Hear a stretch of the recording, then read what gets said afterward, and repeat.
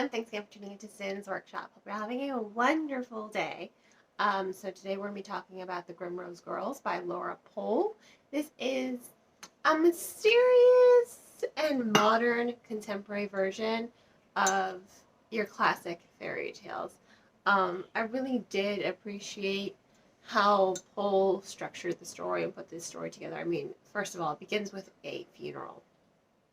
And it's the beginning of the school year at the Grimrose Academy in some remote part in Switzerland.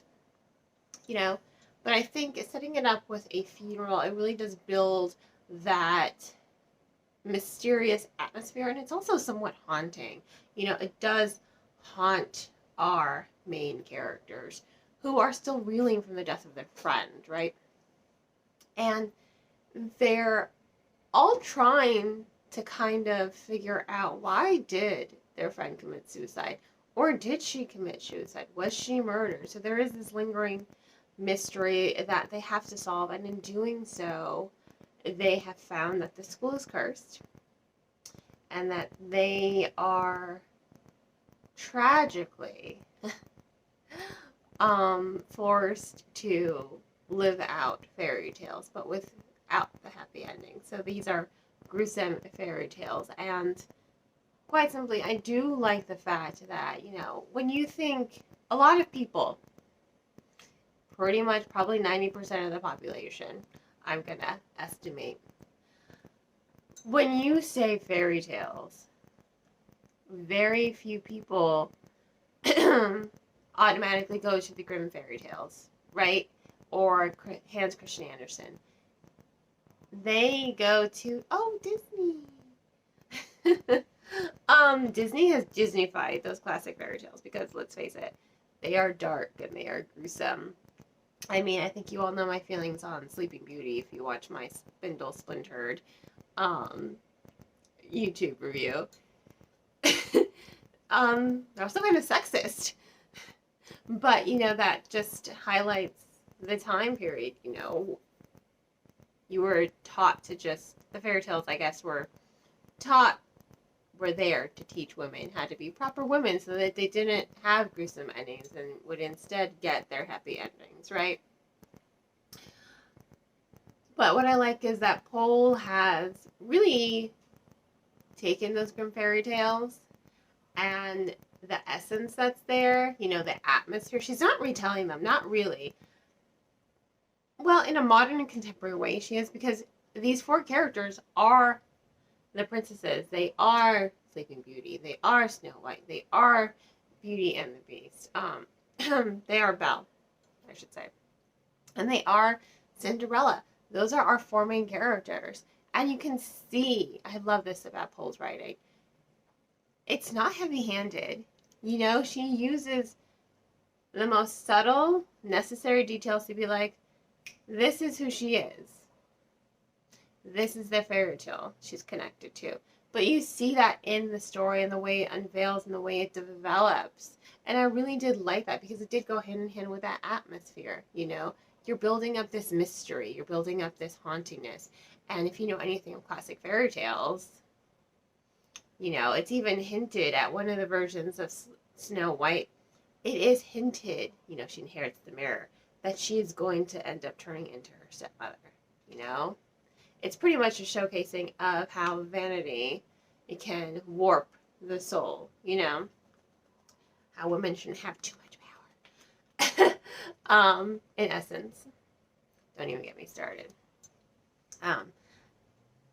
And that's something I really did like about Pohl's writing. You get to see who these fairy tale characters are, but in a new modern and contemporary way without losing that really good atmosphere that she has built up from the beginning, and it lingers, that kind of haunting, mysterious atmosphere. It trickles throughout the entire story, and I really, really did like that because it really did raise the tension of the story. And I also like that the story, it goes between each four of these characters, and they don't sound alike at all. And I love that. Sometimes it can be kind of a struggle for writers when you're reading multiple perspectives. You it's hard to make sure that they all have distinct voices sometimes. Like, it's like, you're kind of sounding a lot like character A. No, all four of the girls here, they have a lot of their own issues. You know, some of these characters are dealing with, you know, OCD and anxiety and fibromyalgia. They're dealing with, you know, their sexuality. Some are bi, some are pan, some are lesbian, some are ace. There's so much diversity in it that gives them all a unique voice because they have something tangible, you know, they have something that the reader can relate to. And I also love the fact that they're not all just, it's a boarding school in Switzerland, but they're not all white. Some are Asian, some are Hawaiian, and yes, some are white, but it's a diverse cast here, and I really did appreciate that. I know I'm pretty white myself. I'm actually Mexican. Full-blooded. And I know I don't look like it. I'm aware of the privilege of my skin color. But as someone who is a Latina, I really do appreciate that kind of diversity in the story because it does give me something more relatable. It is more reminiscent of real life, so it's grounded in the realism, and I really did appreciate that as well as someone who is bisexual.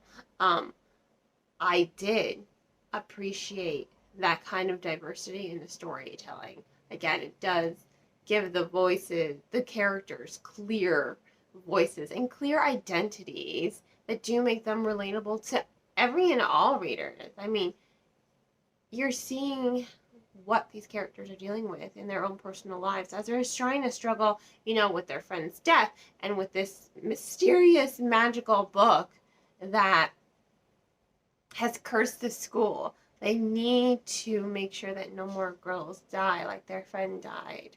And I really did get invested in who these characters are and their journey. So overall, I'm going to go ahead and give this book 4 out of 5 stars. Really, really good. Really liked it. Really enjoyed it. Really looking forward to the sequel. It's early. I know I can't talk properly. So, you know, if you want to go ahead and purchase the book, I will include links in the description below of where to purchase. And on that note, I hope you all continue to support me here by liking this video, subscribing to my channel, and sharing it with all your book loving friends. You can also become a supporter on Buy Me a Coffee with a one-time donation or I'm purchasing one of my handmade candles. Hope you all have a wonderful rest of your day, and as always, happy reading.